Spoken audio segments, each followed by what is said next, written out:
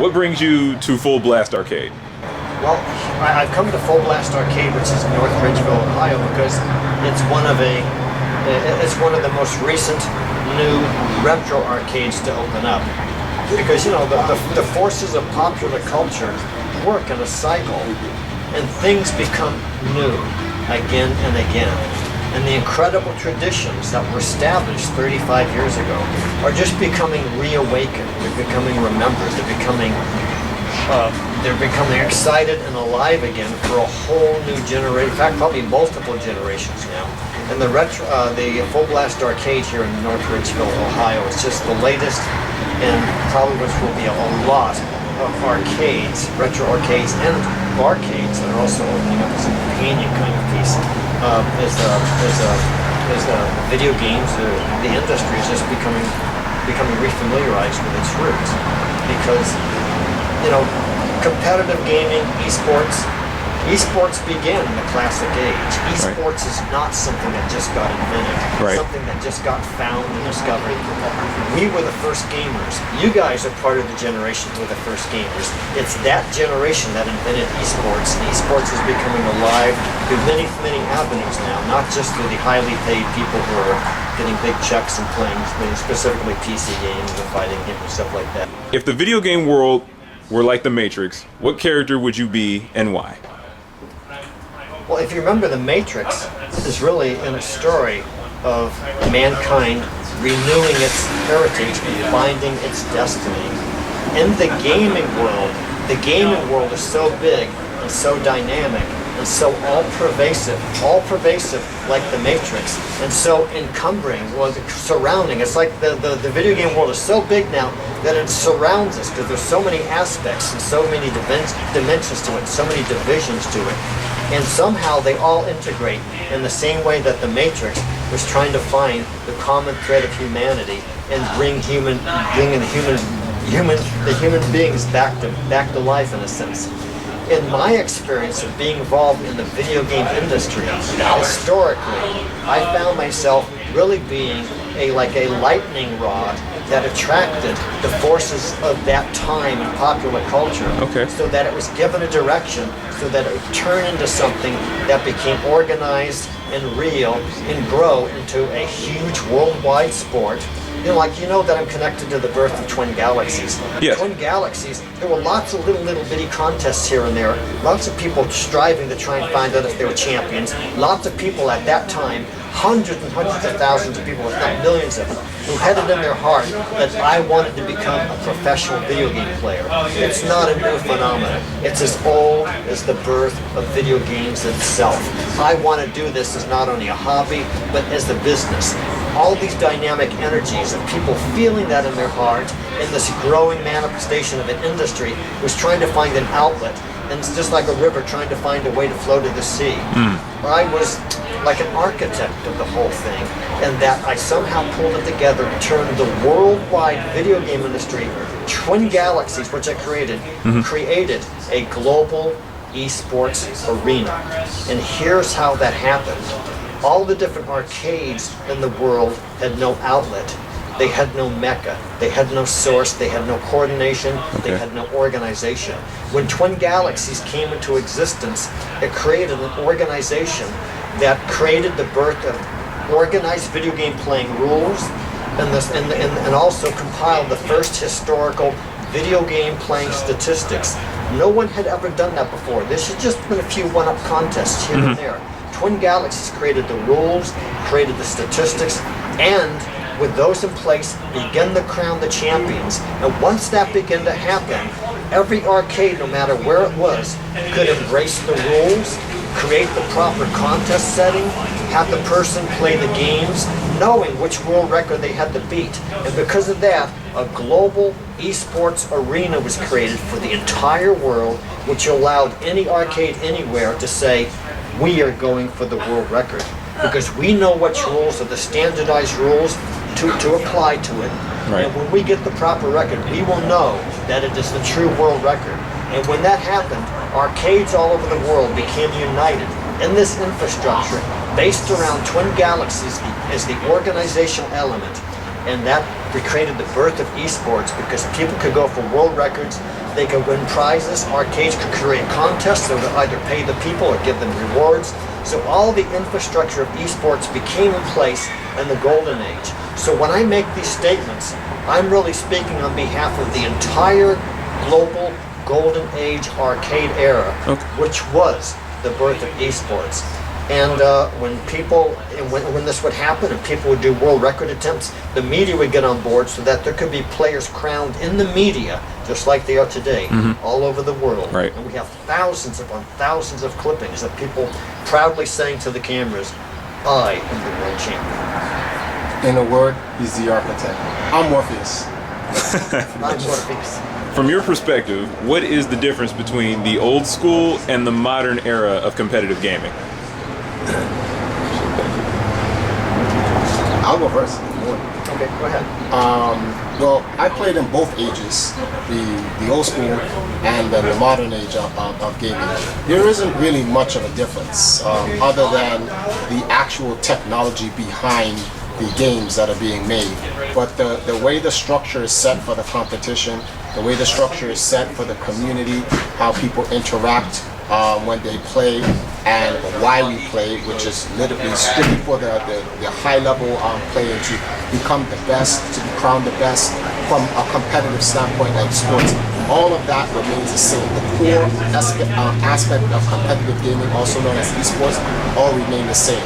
The only thing that's really different is really just the technology, and as Walter had mentioned at another point, the support. Back in the golden age, the classic gaming age, there wasn't as much support for the competitive gaming age as it is today. Although today you see video games on TV, video games being played in big arenas, and a lot of the different dynamic coverage for video games, that also existed in the golden age, just not at the level in which it is now. So back then, I don't even know if ESPN was around in the 80s, was it? I can't remember anymore. So, but you know, the first video game world championship was broadcasted on ABC. That's incredible. And the first video game world championship was recorded on That's Incredible, which was on ABC. And then now, if you look at what ESPN did not too long ago with Heroes of the Dorm, that was on ESPN. So those are two comparable things. Today, as you know, ESPN may start covering gaming and start putting stats on their shows, which they actually did at one point when they did like the Halo top 10s. But back in the 80s, Walter Day had his own show, the Twin Galaxies International Scoreboard, and he also put out the scores and the stats of the latest statistics on who gained a world record or who upped their points in the game. So there are a lot of different comparable things that are really the same. You know, just the technology is different. Twin Galaxies was a professional organization back in the early 80s. It represented competitive gamers who all desired to become professional. The spirit that's alive today is the same spirit that was alive 35 years ago. Many people have seen the 1982 photograph. Many people have seen the 1982 photograph in Life magazine with the top players of that era. All those players fervently believed that they were going to become professional gamers. That was their desire, that was their inclination, that was their destiny, that was their goal. They expected that to happen, and they loved games just as much as people do today. Everything that was going on today, everything that is going on today, was going on way back then. They actually embraced the idea of being professional gamers. And in March of 1983, as we were representing these people, I got a phone call one day. The Electronic Circus, which was going to open up in Boston, said to me, "We will give you a quarter of the gate if you bring the Twin Galaxies superstars that you brought together, you know, because you're a professional organization, if they come and play for us." So we had about 15 of our top players go and play with the Electronic Circus and actually get paid a pretty good amount of money. But the thing only lasted 1 week. There wasn't the commercial infrastructure in place like there is today to keep all those professional initiatives up and running for a long period of time. The seed was already planted, everything was in place, but it wasn't developed enough for it to have a tremendous consumer base that would allow it to become a long-term professional situation for the players. And then later on in '85, we signed them up for the what we call the Electronic Sports Network. We're going to have them be on it was called the ESN. They were all going to be professional players. Again and again, we had the opportunity to essentially sign up the players that are era to professional contracts. However, the consumer base wasn't in place, the finances weren't in place, the industry wasn't in place, and the public wasn't ready to quite accept it yet, even though everything else was ready to go. What's different now is the technology allows all the communications between different players and different teams and different game playing platforms so they can all merge into the same common game playing arena. We didn't have that 35 years ago. They have that today.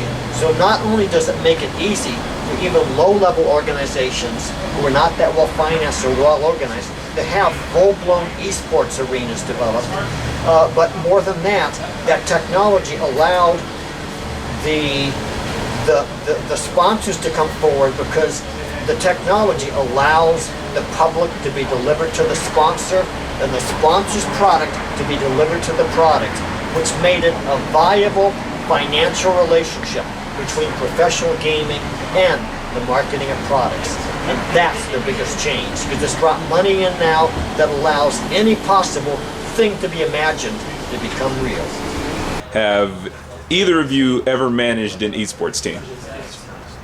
I'll start. So on July 25th, 1983, we started the U.S. National Video Game Team. We loaded a 53-foot-long bus full of video games. It was just the arcade games at the time, but it was also some home games. We had home games, and we went. And we went on a bus ride of America. We only went to about 5 states before it broke down. We had to change to a new 1983 Chevrolet and raced around the country and drove 8,000 miles to go and visit I think we visited 8 contest sites, okay? We were doing a contest whose results were submitted to the Guinness World Record book. We were managing the U.S. National Video Game Team, which we became the official provider of certified, authenticated world records to the Guinness World Record books. And so we did the U.S. National Video Game Team contests, annual contests, which are very professionally done, where arcades would actually pay a lot of money to be part of the contest and be official gaming sites whose results would be submitted to the Guinness World Record book.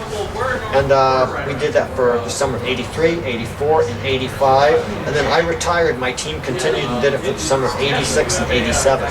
So the U.S. National Video Game Team was the definitive esports team of the golden age. And it got funded by sponsors, by manufacturers, by arcades, and we even got money from cystic fibrosis one year. And on March of Dimes on another year. Okay. And then CARE, who raised money for African aid on even a further year. So we had a financed, sponsored, functional esports team that traveled the nation year after year to do contests and actually raise money for charity. Impressive. That's my story. Well, for my team is Empire Arcadia. It's not as prestigious and as old as Walter's team. My team currently still runs now. The U.S. National Video Game Team. It's still It's still in spirit exists. It's still written up on Wikipedia, and it still has a functional base that can leap forward and start doing programs and activities and events at any time. But with my team is based on it's a hybrid age and team. So it's based on like the old school age and the modern age. We play all types of video games. We don't play one particular set. So we play the classic games, which that's what I was raised on, to some of the modern age, and we in a sense we're like the new version of the U.S. video game team, National Video Game Team. Our team is the #1 winning video game team in competitive gaming, also known as Esports. Guinness World Record helped us. They gave us a certificate for that. It was Walter's idea. Walter actually helped me to get our team into Guinness Book of World Records, so I will never thank him for that. Our team has champions from from the entire spectrum of competitive gaming. Guys like Todd Rogers, which is one of the earliest, if not the first professional gamer ever. He's also on the team. He helps us with a lot of advice and the experience he has during the age when Walter had the U.S.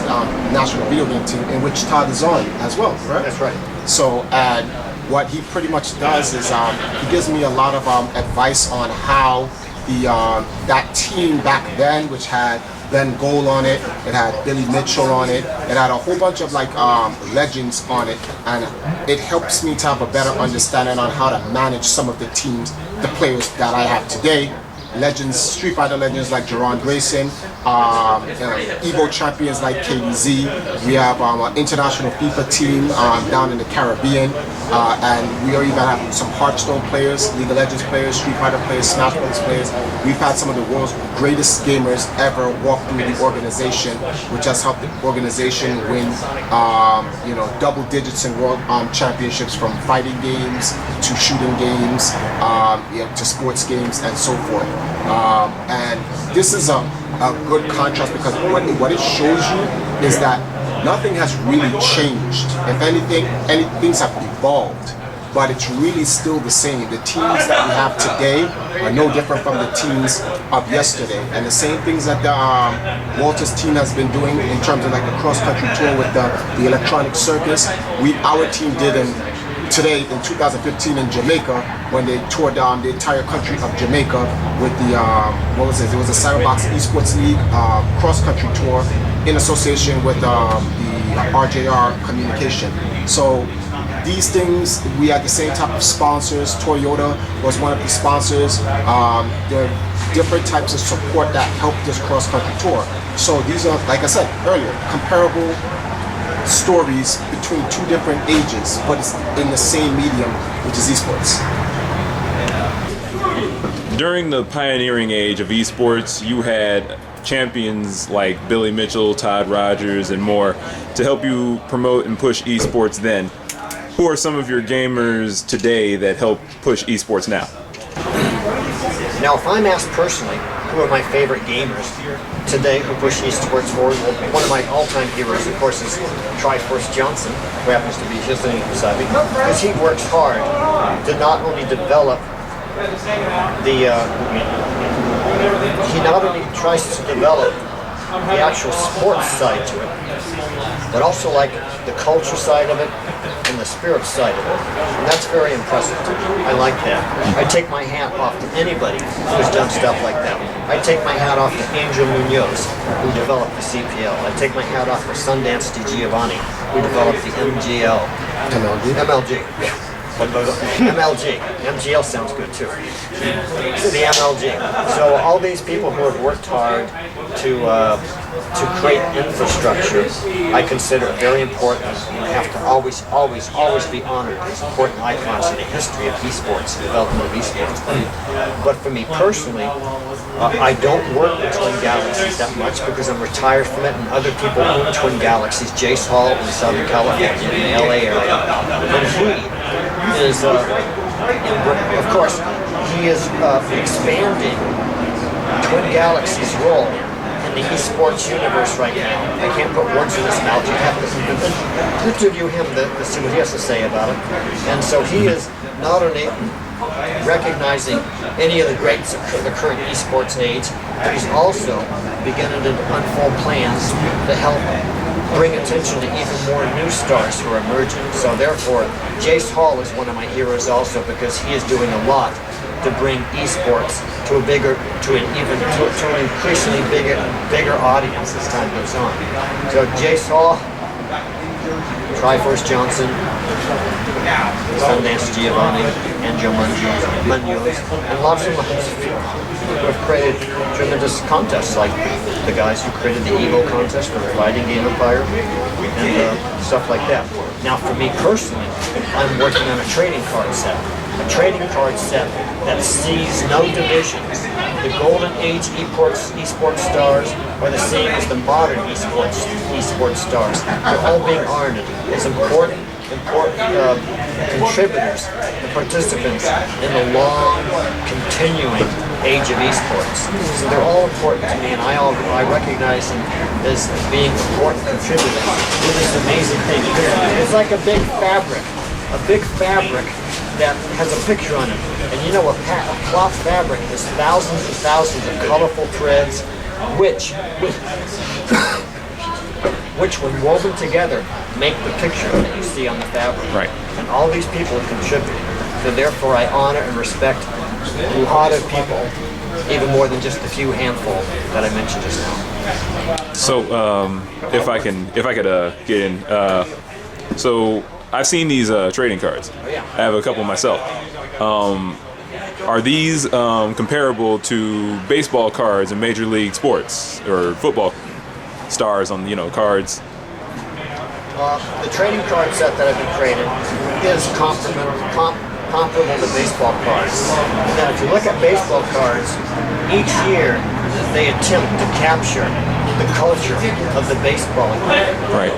There'll be people, you'll find one card with Mickey Mantle on it, who's a superstar. Exactly. The next card will be a guy who only pitched 3 innings, but he's still on a trading card. The reason he's on there is because the cards attempt to not just honor the greatest stars, but also the people who contribute to the whole culture of baseball for that year, or a role player in it, even if they weren't the biggest stars. The trading card set I create attempts to capture thousands and thousands of people who in some little way, some modest ways, some great ways, they contributed to making the global video game and esports culture what it has become today.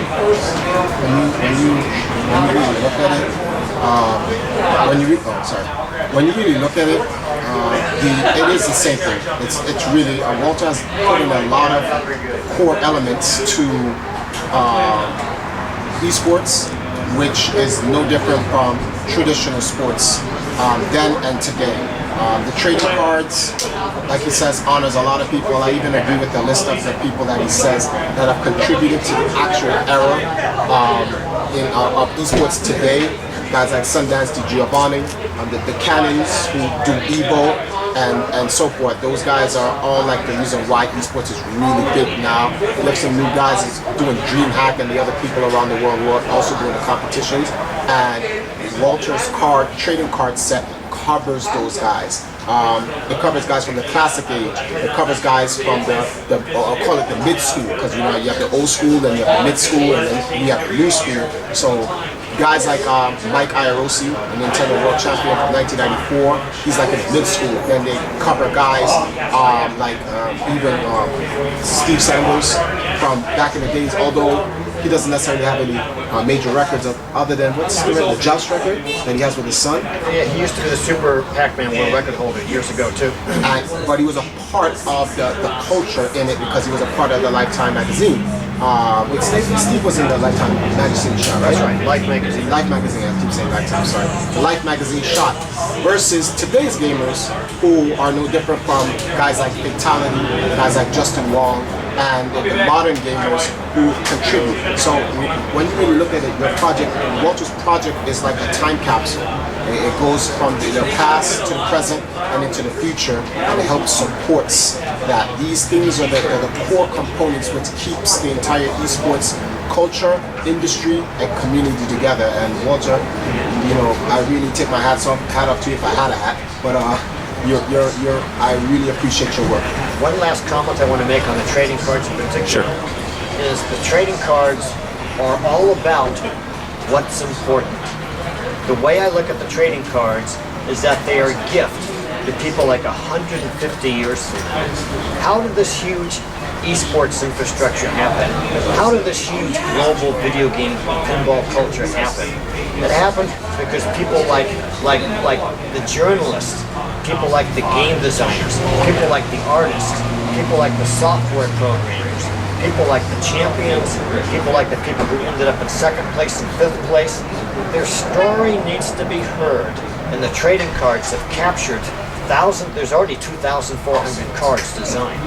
It captures lots and lots of stories because together it's the whole story of our age, because we were the first gamers and this is our story. Where do you see esports in the future? Okay, well, in the news recently, we hear glimmerings that someone who's on a professional level of prognostication thinks that esports are going to be as big or bigger than the NFL within 2 years. Okay, esports is going to be extremely big. Esports is going to be fantastically big because there already are 1 billion gamers in the world. There aren't 1 billion people in the world who play baseball. Right. There aren't 1 billion people in the world who play American football. There could be 1 billion people in the world who play soccer, but maybe not. Probably. But the prospect that because esports takes out of the picture the need to be heavily muscular or to have super fast speed with strong legs. In hockey, you need strong ankles and knees. You know what I mean? You can't play hockey. You also have to learn how to skate. In other words, tons and tons of athletic necessities needed for any other sports are not part of the equation for esports. All you have to have is eye-hand coordination, fast reaction time, and good comprehensive thinking so that you can understand what's going on the screen, a reasonably bright mind. Because the brighter you are, the clearer you are in comprehending what's going on the screen, the easier it is for you to become an accomplished esports competitor.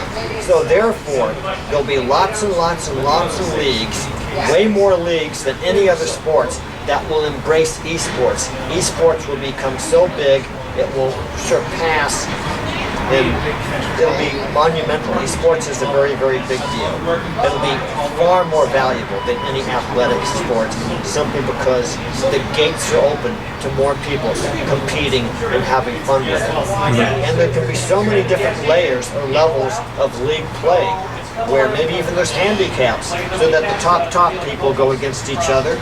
And then, less and less people who are handicapped or something can be playing against them. So that there's the possibility of everybody, almost anybody, at any level of skill set, finding a place for themselves to play. Okay. That makes sense to me. It makes sense to me too.